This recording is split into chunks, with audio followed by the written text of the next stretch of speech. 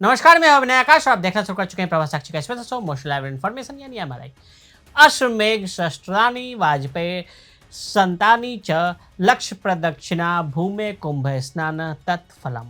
अर्थात 1000 अश्वमेघ यज्ञ कर लीजिए, 100 वाजपेयी यज्ञ कर लीजिए या 1 लाख बार पृथ्वी की परिक्रमा कर लीजिए, उसके बाद जो फल प्राप्त होता है वही फल इस मनुष्य शरीर को कुंभ के स्नान से मिलता है।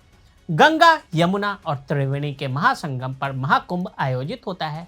ये एक मेटाफिजिकल कॉस्मिक इवेंट है और इसमें हमारी धरती का एक स्पेसिफिक एरिया कॉस्मिक एनर्जी से जुड़ जाता है, यानी डायरेक्ट कनेक्ट विद गॉड।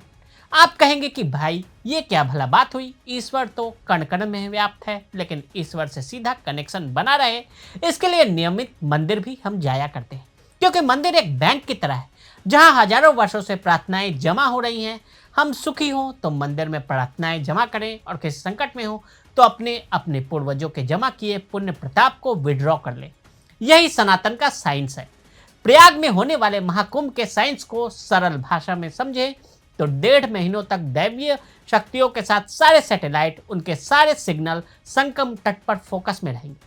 जो पुण्य अनगिनत तीर्थ यात्राओं और तपस्याओं के बाद प्राप्त होते हैं वो संगम तट पर आने से और सूर्य को जल चढ़ाने से हो जाएंगे।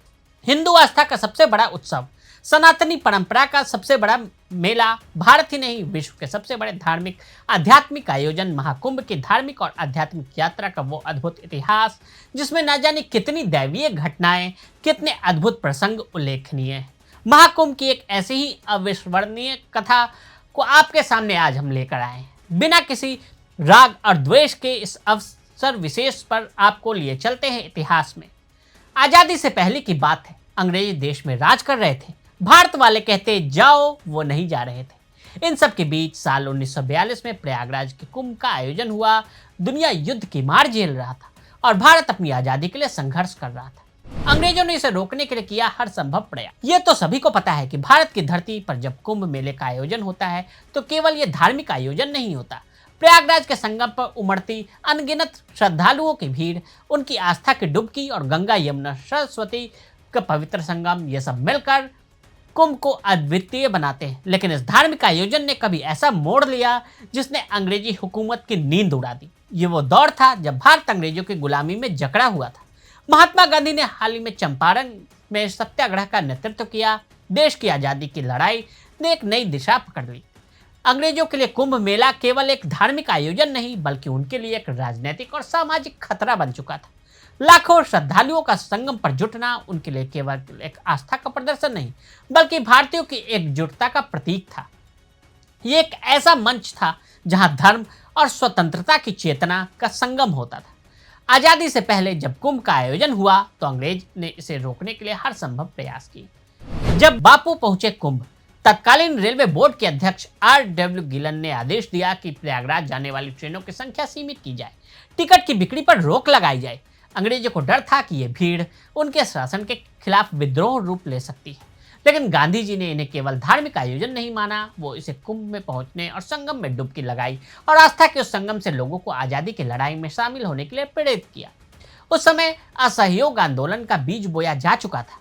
कुंभ मेले में भारतीय स्वतंत्रता संग्राम को नई गति दी।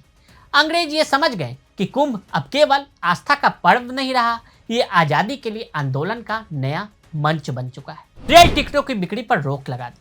साल 1942 में भारत छोड़ो आंदोलन का बिगुल बच चुका था। देश भर में आज़ादी की लहर दौड़ रही थी।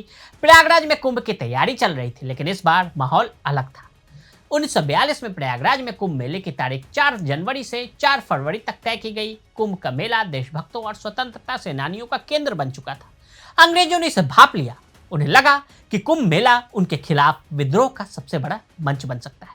अंग्रेजों को शक था कि मेले के बहाने एक स्थान पर जमा होकर गड़बड़ी पैदा कर सकते हैं, इसलिए उन्होंने एक चौंकाने वाला फैसला लिया। श्रद्धालु मेले में ना पहुंच पाए, इसलिए अंग्रेजों ने इसी अवधि के दौरान इलाहाबाद के लिए रेल टिकटों की बिक्री ही रोक दी। लेकिन यह फैसला कारगर नहीं हुआ। लोगों के हौसलों को कोई नहीं रोक पाया। पैदल, साइकिलों पर, बैलगाड़ियों पर सवार लोग प्रयागराज पहुंचने लगे। संगम पर डुबकी लगाई, स्वतंत्रता के नारे गूंजने लगे।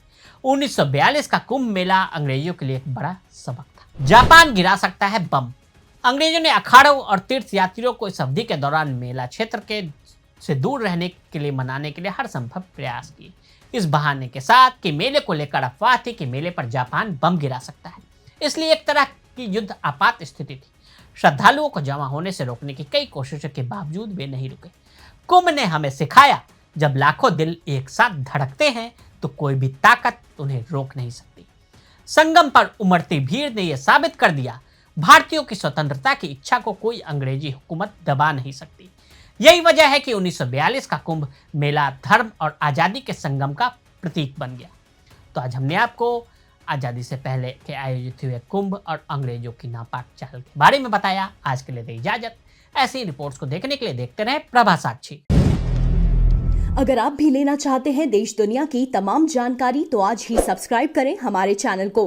साथ ही नीचे दिए बेल आइकन को जरूर दबाएं ताकि हर अपडेट आप तक पहुंच सके।